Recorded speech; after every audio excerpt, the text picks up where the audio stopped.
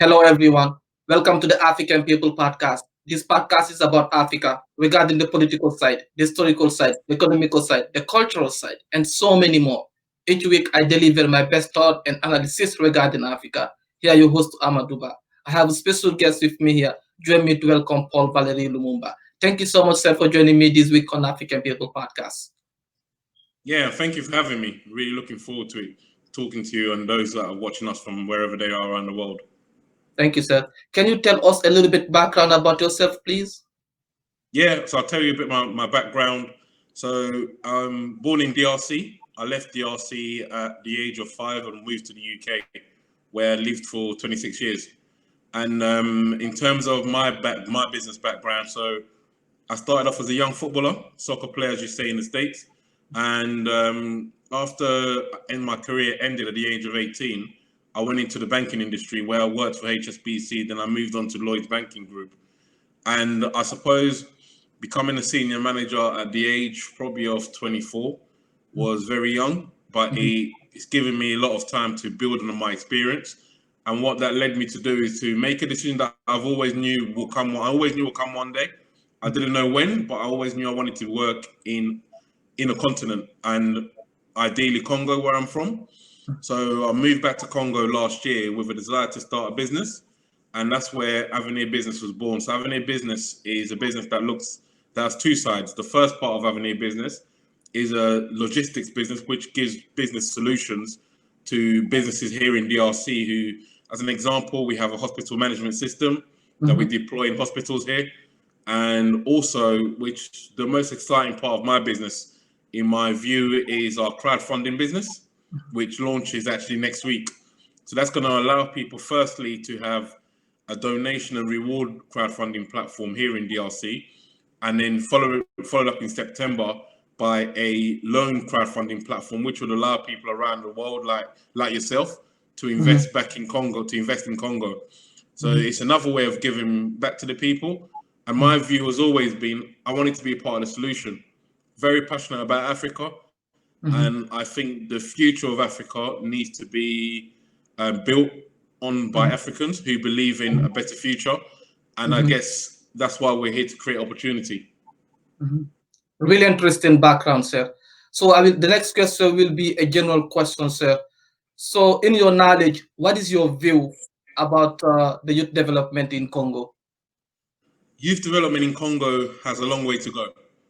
It has a long way to go because we have a very high percentage of unemployment in DRC for young people. And when I look at where it is now, it's a challenge because you've got to look from the beginning. We have a lot of young people who go to university and finish university, but actually there's no pathway for careers because there needs to be jobs created for these people. And in terms of development, it needs a lot of investment because these are the future. The youth at university today are our future leaders, our future business owners. So in my view, we need to invest a lot, but investing means creating opportunity, in my opinion. And I think there's a good wave that I'm seeing across Africa right now of startups, which is exciting. And if we can help those guys build and grow those businesses and have people like myself who come back to DRC, it would just help build a better future. So we have a long way to go, but I think we're slowly on the way there. As we said, if I'm not wrong, I think so 67% of young Congolese are very young.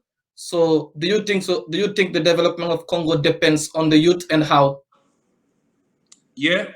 So it's a very young, I think around 60% are under the age of 25. That just tells you the reality of the country.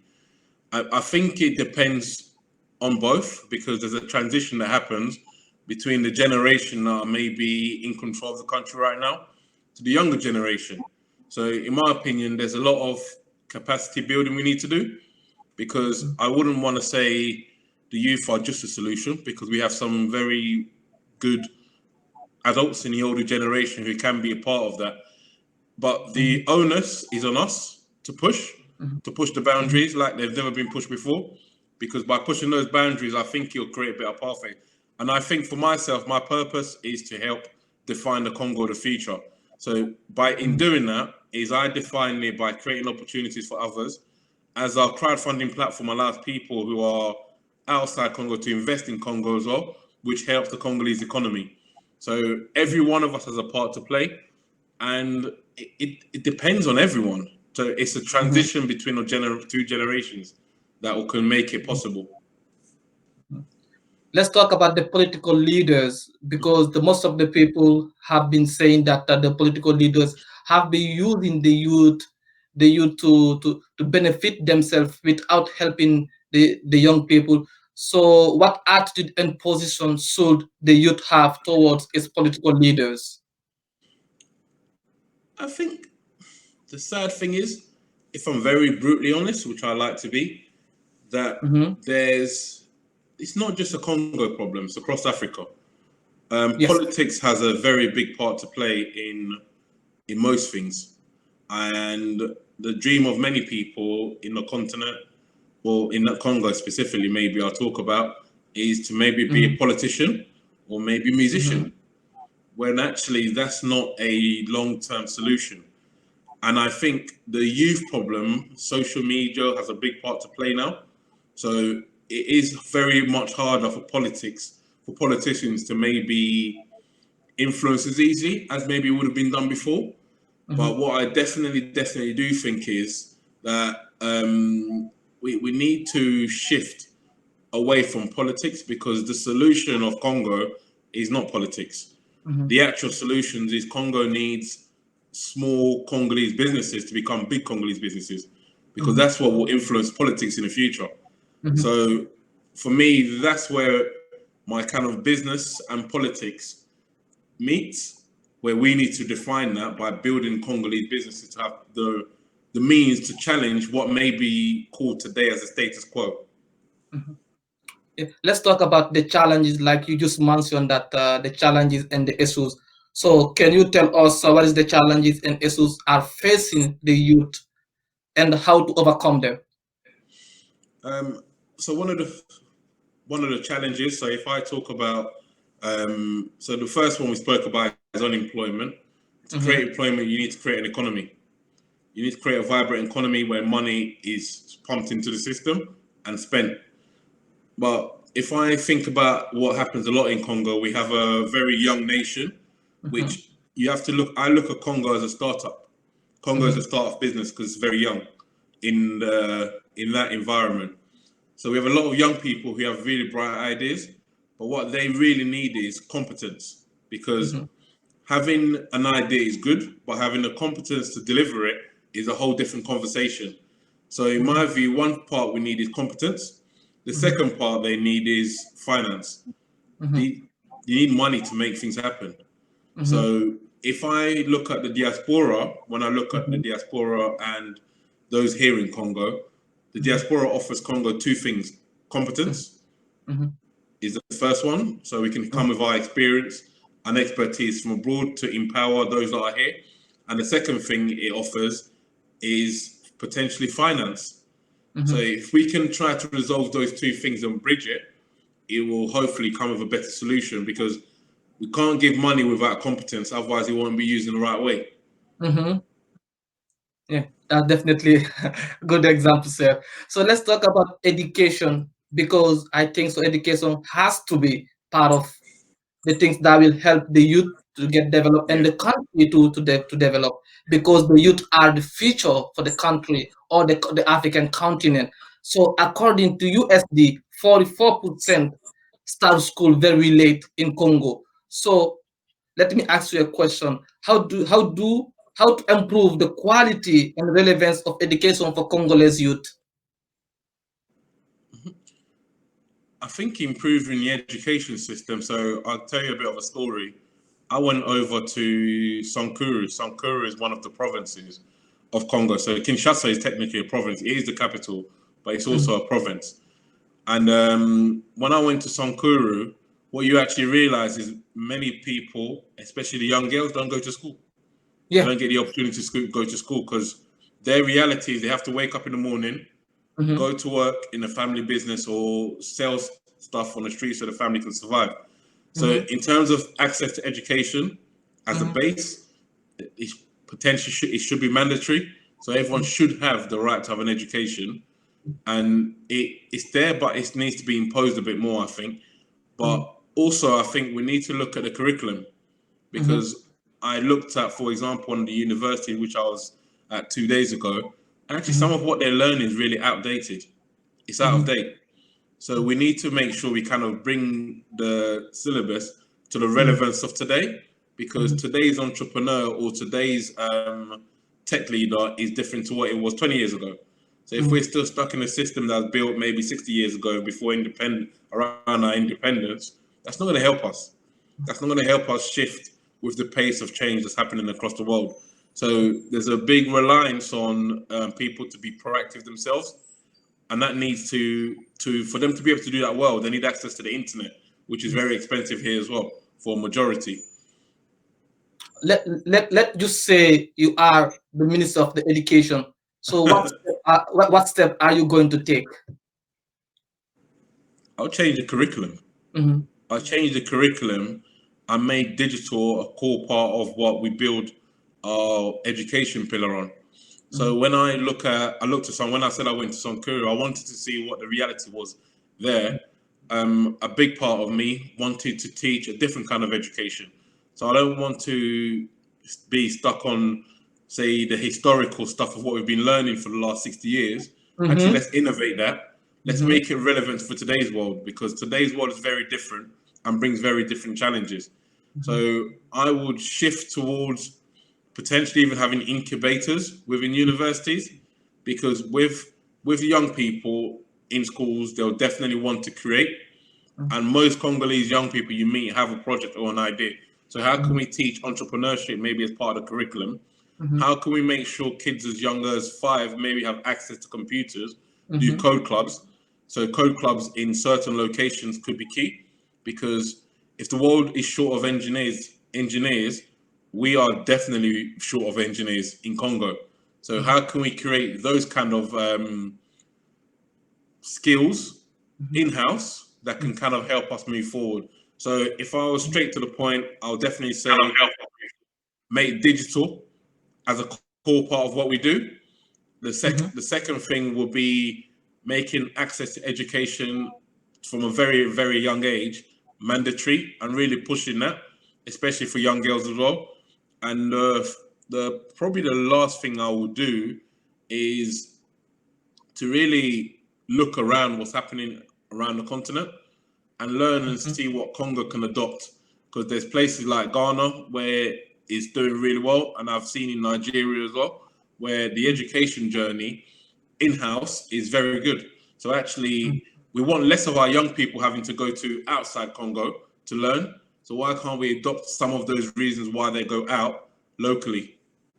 So I'm just saying that we know that the youth in some part of Congo has been militarized because of the poverty. I think so. So do you think so? Poverty and unemployment are the reason for those youth to get to be armed? Yeah, I definitely believe that's one of the causes, because if someone has a choice, life's about choices in some scenarios, and actually that becomes a choice someone has to take. And it's easy for them to be influenced and go down that line when the unemployment is where it is. So when a young person finishes university or finishes school, they're looking to their path and their future, and they're thinking, actually, well, what is there for me to do here? If my family or I'm struggling to myself eat, actually it's very easy to be influenced. So and poverty, there's poverty across the world in many places, even in the Western world, you see a lot of poverty.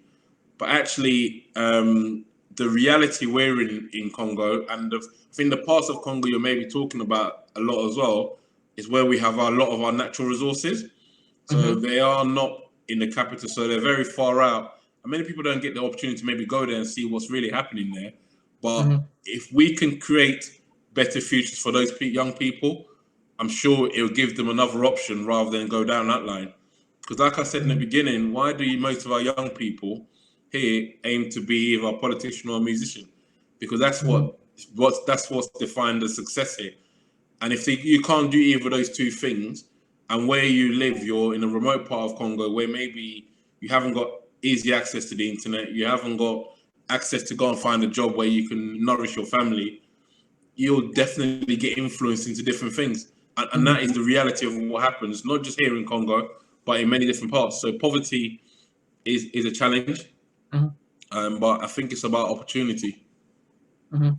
Let's talk about the government because the government has to play the role the most of the time. The government. So, do you think the government should put in place programs for the youth and why? Um, so there's two parts to that answer, in my opinion. I Mhm. think the government have a huge part to play Mhm. in looking at where we are. You have to kind of look at the base of where we are now, and there's many things that are done well. So, for example, I was talking about the incubators that happen. That's not done by the government. It's Mhm. done by private individuals who want to create these opportunities. Mhm. So the government should play a part, and that can maybe help us go a little bit quicker. Mhm. I think if you look at what's happening in Rwanda right now, the Mhm. government's very influential in the fast development that's happening in the country. So I think the government should play a part in the designing and creating programs to create more opportunity. Mhm. And in them doing that, I think it will also influence a lot of the big companies that Mhm. are here in DRC. Because if it starts at the top, it's easier to come down for Mhm. everyone to be able to adopt. So very, very, very huge responsibility they have, Mhm. and it's one that I would hope they'll start doing Mhm. sooner rather than later. Because for a very long time in Congo, we've talked about the government, the government, the government, Mhm. but actually Congo's solution might be the private sector. So, Mhm. what can the private sector do to shift and influence what the government does in the longer term? Mhm. So, that's why, for me, I believe we need to be here creating our own businesses where we can influence that government. Mhm. Because What what would you like to say to those people who have been saying the government has part of the responsibility? I will say I agree with them and then I don't agree. Mhm. So, I agree with them in the sense of it is the government, the state's role to be able to help its people. That's what they're there for. So they're usually voted by the people for the people. Mhm. So for me, yes, we need to push the government, but I really, really, really, as a Pan African that believes in building an Africa, Mhm. I believe governments will play a part, Mhm. but the private sector has the biggest opportunity to Mhm. really accelerate the pace of change. If we wait Mhm. on government, it could take another 60 years, and that's 120 years after independence, where that reality maybe happens.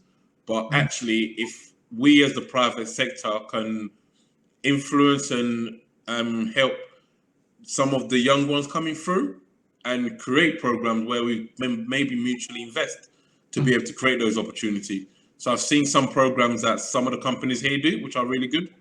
And those programs are about reinforcing capabilities for young people to who want to maybe start a business or even employability skills, which sounds very easy, but in a culture where going to work is not very common because there's not much of because it's very hard to adopt that culture when naturally it's not something you've always grown up to see. Mhm. Okay, let's talk about the solution. I know that you have been mentioning the solution a few times. So, in your knowledge, what is the solution for the youth in Congo? Can you break that down for us, please? For me, the solution for the young people in youth in Congo is it's very easy. It's not, well, it's easy to say, but it's maybe easier to do. We need more. We need more capability building because one of the first thing I tell you is I meet a lot of young people here who come and talk to me about their really good ideas. But actually having an idea and turning that into a project or a business is a very different thing. So definitely need to reinforce that. Mhm. I think we need to teach some basic leadership skills Mhm. because if you want to go on an entrepreneur journey, it is a journey, but it also has a lot of accountability. So being accountable to not just yourself, but to those that work for you as well is another thing. So, and another thing I'll say actually is something I don't see enough here. There's a lot of mentoring that can be done, and reverse mentoring, maybe even between some of the young people and government. So reverse mentoring where they can see some of the realities on the ground and actually can influence government. So there's a lot of mentoring that can be done here that's not easily accessible visibly, and it's not very immediately a culture that's embedded here.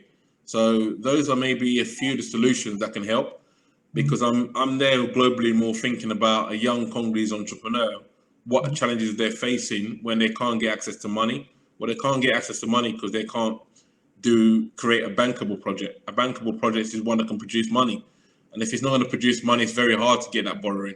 So there's all those kind of skills we need to build into our young people, and there's another skill called patience, because in some of the projects I see, we want to go really quick, but actually, a business or a project has a life, has different stages it has, and in the different stages, there's different learnings you'll take from it to be able to grow it and grow it and grow it and take it to the next level. So let's me ask you in general question in Africa. What would you like to say to the youth, to the African youth? If I spoke to the African youth, I'll tell them, look at our history. We've got a very, very, very strong history that makes me very proud. I'll tell you a little story. Before I moved to Congo, one of the things I did, I looked at African history, and I looked at our history, and that's the pride that kind of drives me today. So I think about, right, I look at people like Marcus Garvey, who never came to Africa, but he believed in a better Africa means a better acceptance even into society for the Black African.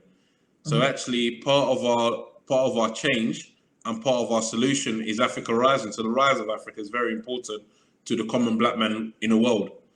So if I was talking to the young people, I told them, look at their history. And our history is one where our ancestors have battled a lot.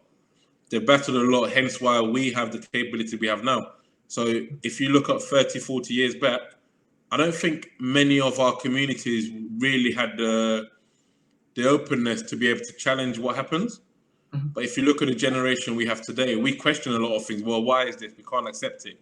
Well, let's battle for it and let's make that change. So I would drive them to look at their history, be accountable for the journey that we have been on so far, and go and make a difference. And making a difference doesn't need to be create a big company. Making a difference might be just give other people hope through education. Anything else would you like to add, sir? No, in terms of the African community, that's what I'll say to our youth, because our youth are the future, and if we don't invest in it now, we're always talking about investing it in another 10 years, 5 years, 15 years. So Would you like, would you like to add let's make if I didn't things ask your happen. question? So Okay. I'm someone that really believes in. Sorry, say that again. I said, would you like to add something? Maybe I forgot, didn't ask you a question and you would like to add something before we end the interview? No. I think I've probably said it all. I've talked a lot about the accountability that we have as small businesses. I speak about how us in the diaspora have a responsibility to come back to Africa. Talk about us in the diaspora having a responsibility to come back to Africa and use our experience and competence, because we were never meant to be in the West. We're always meant to go there, learn, and come back here. So I'd encourage the African diaspora to really look at the continent as an opportunity and come and play their part. And I encourage people like yourself who are sharing the African story. So you're telling the African story from an African mouthpiece is encouraging to others as well. Thank you so much, sir, for joining me this week on African People Podcast, sir. Thank you. Thank you.